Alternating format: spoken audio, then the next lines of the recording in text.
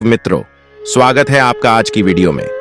आज हम आपको सुनाने जा रहे हैं एक ऐसी कहानी जिसमें ऋषि गालव ने राजा ययाति से उनकी पुत्री को दक्षिणा के रूप में प्राप्त किया। फिर उसे अलग अलग समय पर अलग अलग 3 राजाओं को बेचकर उनसे 200 श्यामकरण घोड़े प्राप्त किए। अंत में उन्होंने माधवी को अपने गुरु विश्वामित्र को दक्षिणा के रूप में भी दे दिया। और इन चारों ने यानी कि तीनों राजाओं और गुरु विश्वामित्र ने न केवल माधवी के साथ संभोग किया बल्कि उससे एक एक पुत्र की भी प्राप्ति की। तो क्या है यह पूरी कहानी, आइए विस्तार पूर्वक जानते हैं। एक समय की बात है, धर्मराज ने विश्वामित्र मुनि की परीक्षा लेने की ठान ली। उन्होंने वशिष्ठ ऋषि का देश बनाया और वे विश्वामित्र मुनि की कुटिया में पहुंच गए। वहां पर जाकर उन्होंने विश्वामित्र मुनि से खाने के लिए अन्न मांगा। उस समय विश्वामित्र मुनि के आश्रम में बना बनाया भोजन नहीं था, लेकिन दरवाजे पर वशिष्ठ ऋषि को अन्न के लिए प्रार्थना करते देख विश्वामित्र मुनि को खुशी का ठिकाना ना रहा और वे उन्हें थोड़ी देर विश्राम करने को कहकर अंदर जाकर खीर बनाने लगे। इतनी ही देर में वशिष्ठ बने हुए धर्मराज ने दूसरी आश्रम में जाकर अन्न को ग्रहण कर लिया। जब विश्वामित्र मुनि खीर बनाकर वशिष्ठ के पास आए तो वशिष्ठ ने कहा कि मैंने तो अन्न ग्रहण कर लिया, अब आपका अन्न मेरे किसी काम का नहीं है, आप अपना अन्न स्वयं ही रख लीजिए। यह सुनकर विश्वामित्र निराश रह गए, क्योंकि उनके दरवाजे पर आया हुआ एक याचक बिना उनसे अन्नदान लिए तृप्त होकर जा रहा था। ऐसे में विश्वामित्र मुनि उस अन्न को अपने सर पर लिए वहीं क्षण हो गए और उन्होंने मन ही मन प्रतिज्ञा किया कि जब तक यह अतिथि मेरा यह अन्न ग्रहण नहीं करेगा, मैं यहां से नहीं हटूंगा। इस तरह विश्वामित्र मुनि को सर पर अन्न रखकर खड़े हुए। बहुत समय बीत गया। उनके आसपास घास फूस इकट्ठे होने लगे। उनके शरीर पर चींटियां बाबरी बनानी प्रारंभ कर दी। ऐसे में एक ऋषि गालव ने उनकी बहुत ही सेवा सुष्मिता कि वे उनका ख्याल रखते, उनके साफ सफाई करते और उनके विश्राम का भी पूरा ध्यान रखते। ऐसा करते हुए बहुत समय बीत गया। तब जब धर्मराज ने देखा कि विश्वामित्र मुनि अपने हठ पर अड़े हैं और उनकी परीक्षा का समय भी बीत चुका है, तो वह पुनः वशिष्ठ के रूप में वहां पर आए और विश्वामित्र से उनके अन्न मांगा। विश्वामित्र मुनि की तपस्या का ही प्रभाव वह प्रभाव था कि उनके सर पर रखा हुआ वह अन्न इतने समय के बाद भी तुरंत पकाए हुए अन्न की भांति ताजा था। धर्मराज ने उस अन्न को ग्रहण किया और विश्वामित्र मुनि अपनी हट से बाहर निकले। इसके बाद विश्वामित्र मुनि ने गालव की बहुत ही प्रशंसा की और कहा कि तुमने मेरा बहुत ख्याल रखा, अब मैं अपना ख्याल खुद ही रख लूंगा, तुम यहां से जा सकते हो।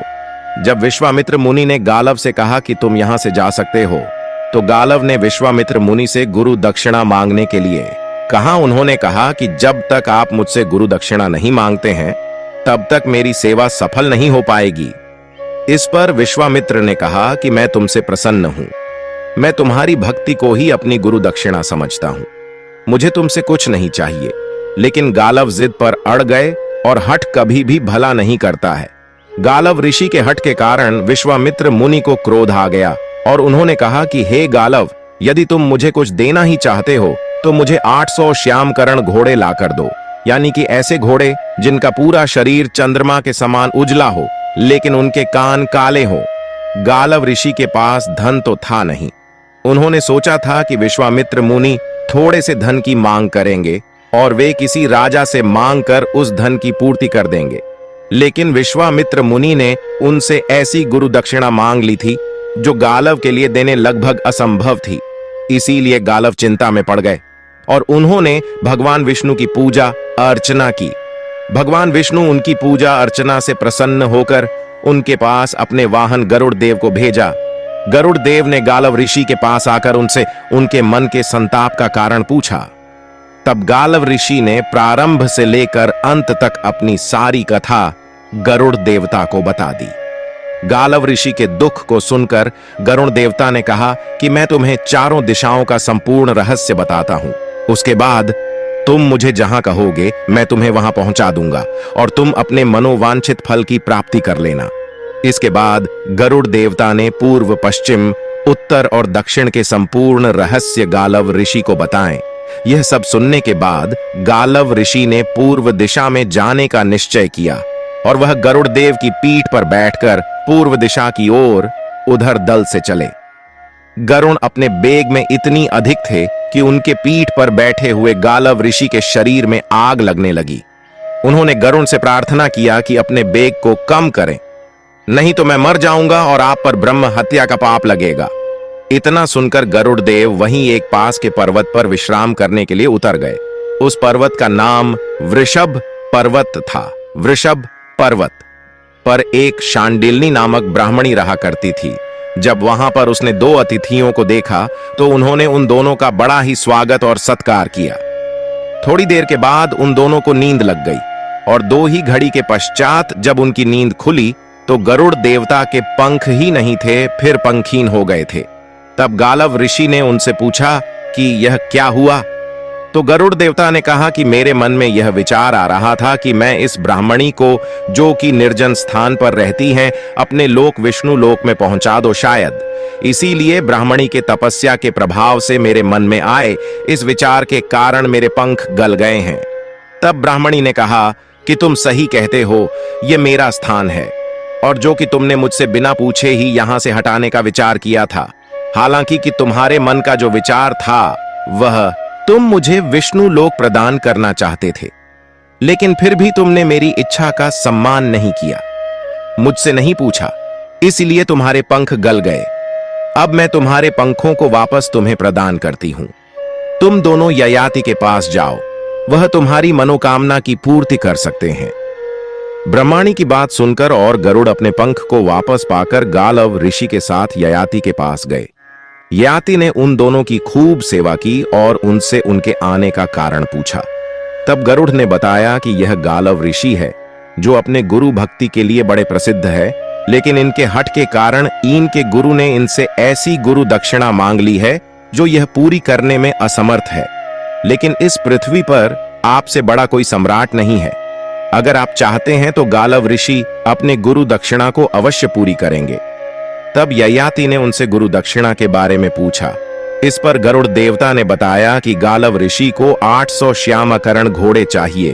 तब ययाति ने कहा कि मैं यह देने में असमर्थ हूं, लेकिन मेरी एक कन्या है, उसे एक महात्मा ने आशीर्वाद दिया है। प्रत्येक प्रसव के बाद यह कन्या वापस से कन्या बन जाएगी, कुमारी बन जाएगी और यह कन्या 4 ऐसे पुत्रों को उत्पन्न करेगी जो 4 अलग अलग फूलों को अपना प्रकाश प्रदान करेंगे।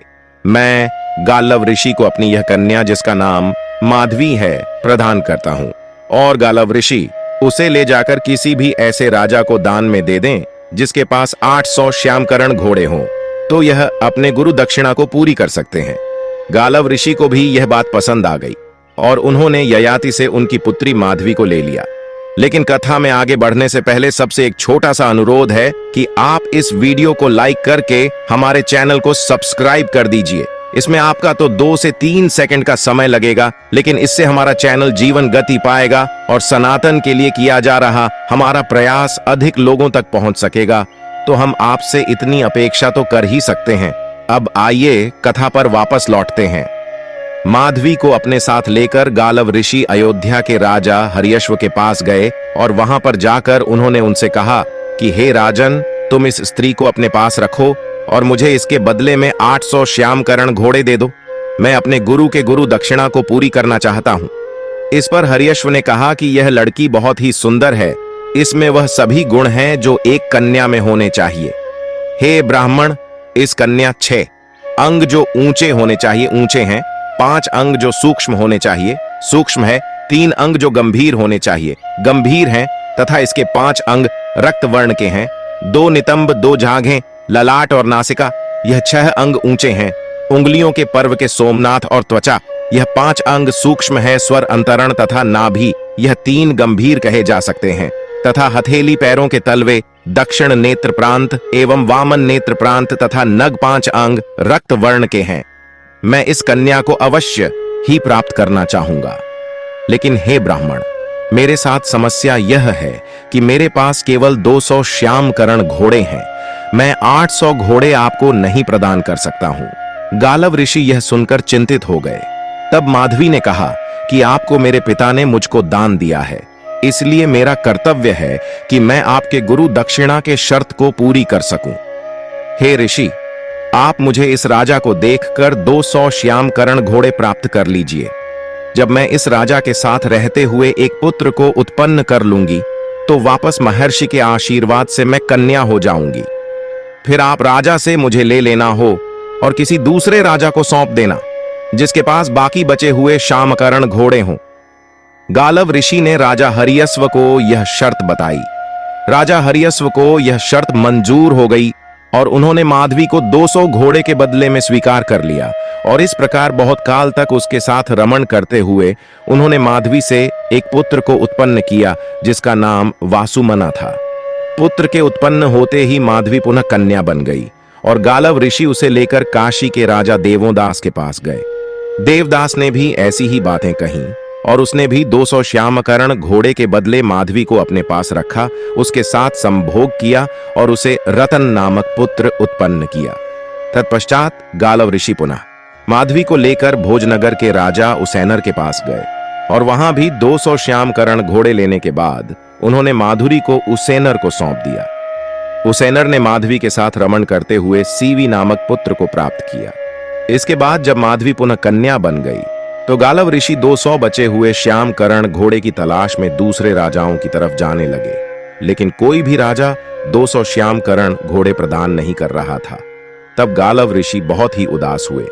उसी समय गरुड़ वहां पर आए और उन्होंने कहा, इस धरती पर केवल 600 श्यामकरण घोड़े ही हैं, तुम्हें 200 और घोड़े नहीं मिल सकते हैं, क्योंकि प्राचीन समय में राजा गांधी की पुत्री सत्यवती को प्राप्त करने के लिए महर्षि ऋषिक ने 1000 श्यामकरण घोड़े उत्पन्न किए थे। बाद में उन घोड़ों का स्वामित्व राजा पुंडरी के हाथ में पहुंच राजा पुंडरीक ने एक यज्ञ किया और उन 1000 घोड़े को ब्राह्मणों को दान में दे दिया।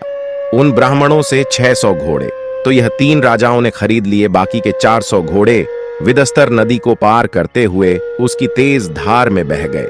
विदस्तर को आज झेलम नदी के रूप में जाना जाता है। इसके बाद गरुड़ ने बताया कि अगर तुम अपने गुरु दक्षिणा से पूर्ण होना चाहते हो तो तुम इस माधवी को लेकर के अपने गुरु विश्वामित्र के पास जाओ। अगर उन्होंने इसे स्वीकार कर लिया तो इसके बदले 200 घोड़े तुम्हारे माफ हो जाएंगे। गालव ऋषि ने देवता की बात का समर्थन करते हुए माधवी को लेकर ऋषि विश्वामित्र के पास जा पहुंचे। विश्वामित्र ने जब गालव ऋषि की पूरी बात सुनी तो उन्होंने कहा कि तुम्हें पहले ही मेरे पास आना चाहिए था।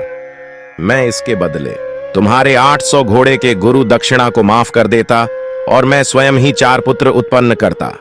लेकिन चलो, मैं तुम्हारी गुरु दक्षिणा को माफ करता हूं। तुम 600 घोड़े मेरे आश्रम में बांध दो और इस लड़की को तब तक के लिए मेरे पास छोड़ दो जब तक मैं इसे एक पुत्र नहीं उत्पन्न कर लेता हूं। और इसके बाद महर्षि विश्वामित्र ने माधवी के साथ रमण किया और उससे अष्टक नामक एक पुत्र प्राप्त किया।